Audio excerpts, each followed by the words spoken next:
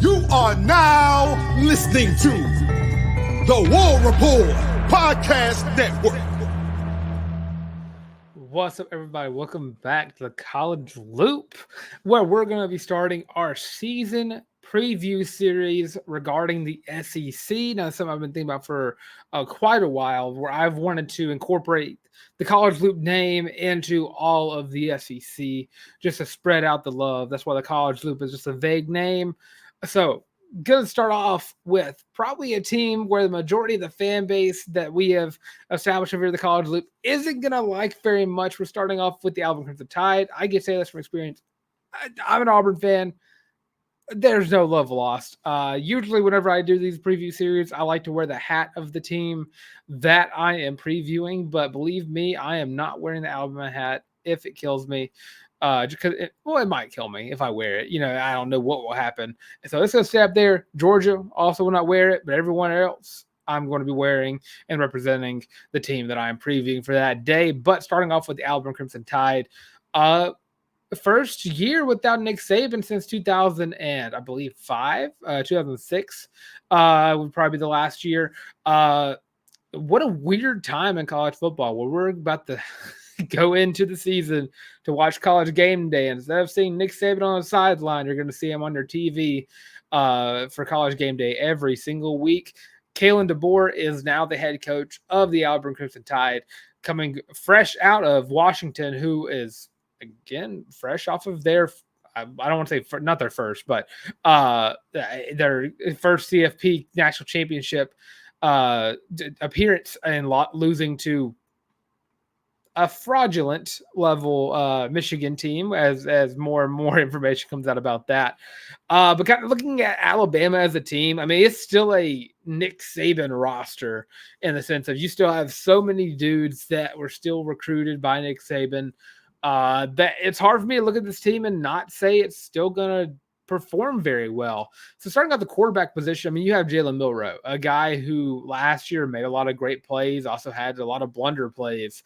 I don't think Jalen Milroe is ever going to win a Heisman at Alabama, but I think he's a very solid quarterback for what Alabama's roster consists of. He's going to run the ball very well. He has a lot of fast guys I'll get to in just a second. One dude I'm very high on going into this year, and some guys don't even have him as a starting wide receiver, but I'll get to him in just a second.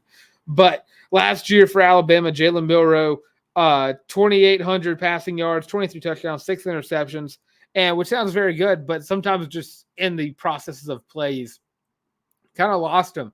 Tried to run the ball when he shouldn't have.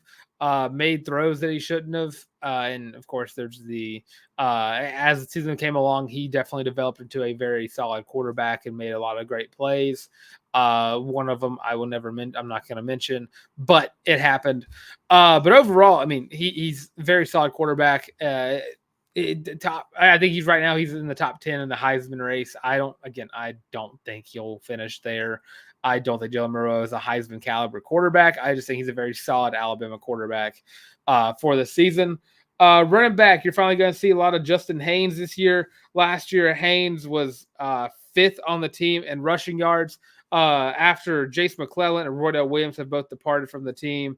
So you're going to get a lot of Justice Haynes this year, a very dynamic running back. That's going to help lead the charge behind an offensive line that seems young on paper, but very talented. Again, Nick Saban recruited offensive linemen very, very well, especially, getting Caden Proctor from the transfer portal after he, departed from the team.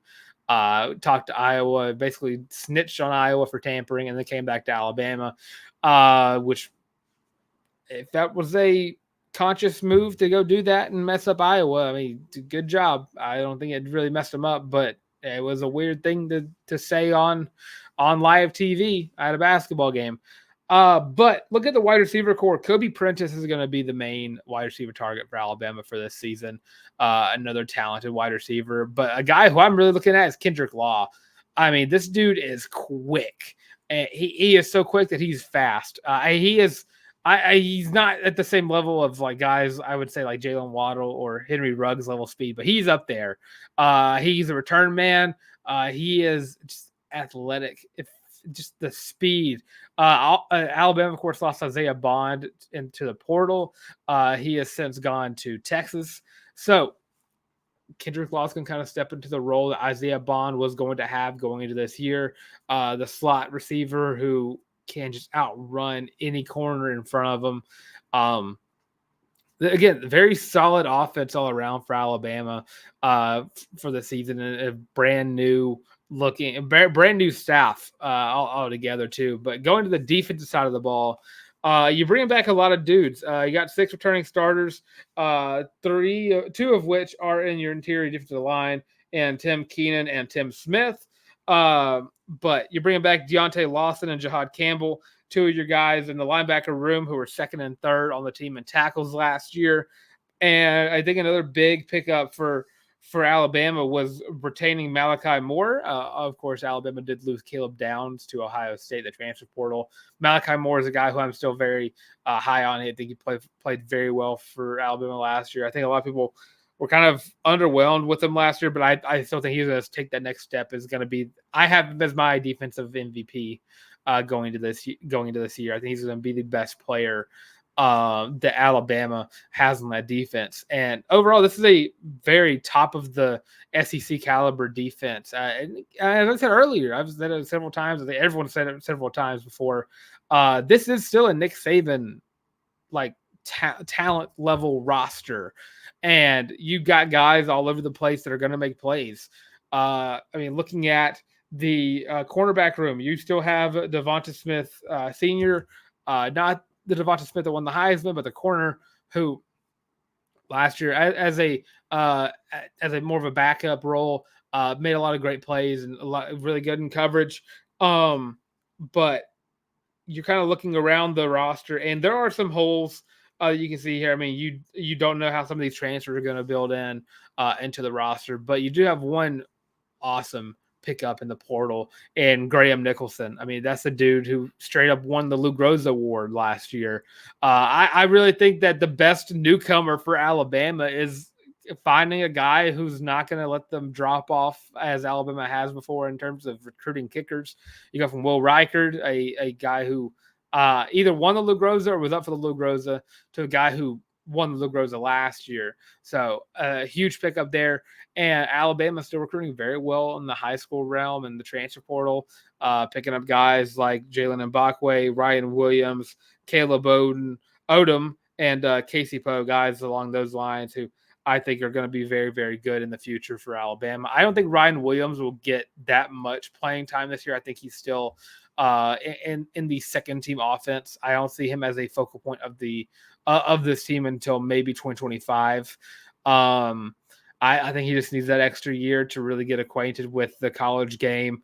But kind of going through the schedule, starting off the season, Alabama will start off with Western Kentucky, and second week is USF. You can go ahead and just say Alabama starting off 2-0 there. You got at Wisconsin, which is going to be a very tough away environment for this new look at Alabama team. Wisconsin's a very tough environment to play in. Anyone can struggle with jump around going on. I saw this a game Alabama gets out of with a win. Overall, I just don't think Fickle has Wisconsin where they need to be right now to win that game.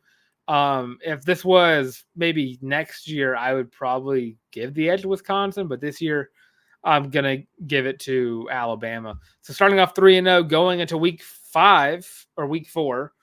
Yeah, week 5, correction, sorry. They have a bye week before they go into play Georgia, where I think Georgia is going to take down Alabama in Bryant-Denny Stadium. Georgia is the best team in the country, without a doubt, best coach.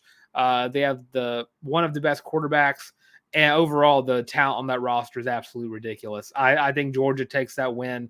Alabama starts off the season 3-1 as they go into Nashville to play Vanderbilt, which obviously is going to be a win.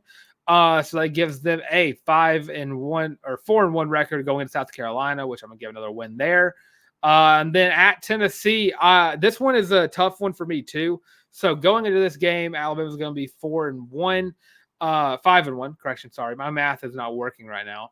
And to play Tennessee, I don't think Tennessee has the defensive backfield to stop Alabama, as well as I don't know what this offense will look like and freshman year quarterback in Nico Amalave. I know he played a little bit last year, and I think he's going to be very good, but that environment is going to be very tough to play in. I'm going to give the edge to Alabama in that game, but would not be surprised that's a game Alabama were to drop, especially with that being in Neyland. Missouri. Up next is Missouri. I am honestly going to give it to Missouri. Missouri is a very, very good team. Took Georgia to the wire last year, picked up a lot of great acquisitions, both in the high school realm and in the portal. Luther Burden is the best wide receiver in college football. I have him at top of my Biletnikoff award winner prediction. I honestly, everything just feels right for a Missouri upset. That's just how I'm feeling right now. I think Missouri gets the win there. They're my dark horse for the SEC. I think they have a good shot of being right there with potentially Georgia in the SEC championship. I just think they're that good this year. So that's my second loss for Alabama going into the LSU game, where I think Alabama actually goes into Baton Rouge after losing to Missouri and getting that bye week alongside LSU. I think they go into Death Valley and take down the Tigers. I think that overall, I don't know what to think of LSU's defense this year. I know they did a whole rehaul on the coaching staff. They got some new players that came in. I just say I will believe it when I see it. Caliber, because LSU's defense was abysmal last year. It was terrible. If LSU even had a top 50 defense last year, I think LSU would have won a national title. Their offense was just off the charts, and their defense just did nothing to help. So I still think that going into the Mercer game, they get the LSU win. Going to Mercer, don't really got to go over the Mercer game too much. That's going to be a win for Alabama. Then they travel to Norman, Oklahoma, take on the Oklahoma Sooners in their I would say the last SEC homecoming games, but Oklahoma will play LSU in the last game of the season. So Alabama, they will go into Oklahoma and take down Brent Venables and company. I'm not too high on Oklahoma this year. So I think that they'll end up the season on a pretty rough note. I think they kind of pulled the trigger on Brent Venables a little too prematurely in terms of his contract extension. So I'll give the edge to Alabama there. And then the Iron Bowl, the greatest rivalry in college football. I'd even go as far as say it's college sports. It pains me to say it, but I'm going to be giving Alabama the win. It's in Bryant-Denny Stadium. Last time Auburn beat Alabama in Bryant-Denny Stadium was, of course, the Cam Newton year. Now, do I think in 2 years, with Hugh Freeze recruiting the way he is, and where Kalen DeBoer could be, I think that could be a possibility of Auburn getting a win in Bryant-Denny soon. But right now, I'm going to give it to Alabama. Again, it's just the same thing as it's the Nick Saban roster. I think that home field advantage plays a huge part in any Iron Bowl, which gives Alabama, to my prediction, a 10-2 record. I think best case for Alabama, I mean, you beat Georgia and you beat Missouri off my records and you go 12-0. Worst case, I mean, you drop the Georgia, Missouri, Tennessee, and maybe LSU or maybe even Auburn and drop to 8-4. That seems like a valid possibility to me. I know a lot of Alabama fans won't agree with me on that. But overall, I mean, I think best case 12-0, worst is 8-4, and I'm sticking with 10-2. That's where I kind of stand right now. That does it for this episode of my season preview series. I'm gonna try to post these every single day leading up to college football, with of course the Vanderbilt preview happening. I think on first game day of college football. So stay tuned for Vanderbilt's preview on August 31st. But overall, yeah, I don't know where Alabama will be in next year. It's still recruiting very well. Time will tell how Kalen DeBoer performs at Alabama, but the roster's still there. Roster's still talented. But that being said, thanks for watching this installment of the College Loops SEC 2024 preview series. Up next is, of course, the Arkansas Razorbacks. And I'm sorry, Razorback fans, if you're watching this, if you're watching that and you can find a way to this, I'll go and apologize to you. It's not looking too good. But all being said, thanks for watching this installment of the SEC Preview Series, and we'll be back tomorrow with the Arkansas Razorbacks.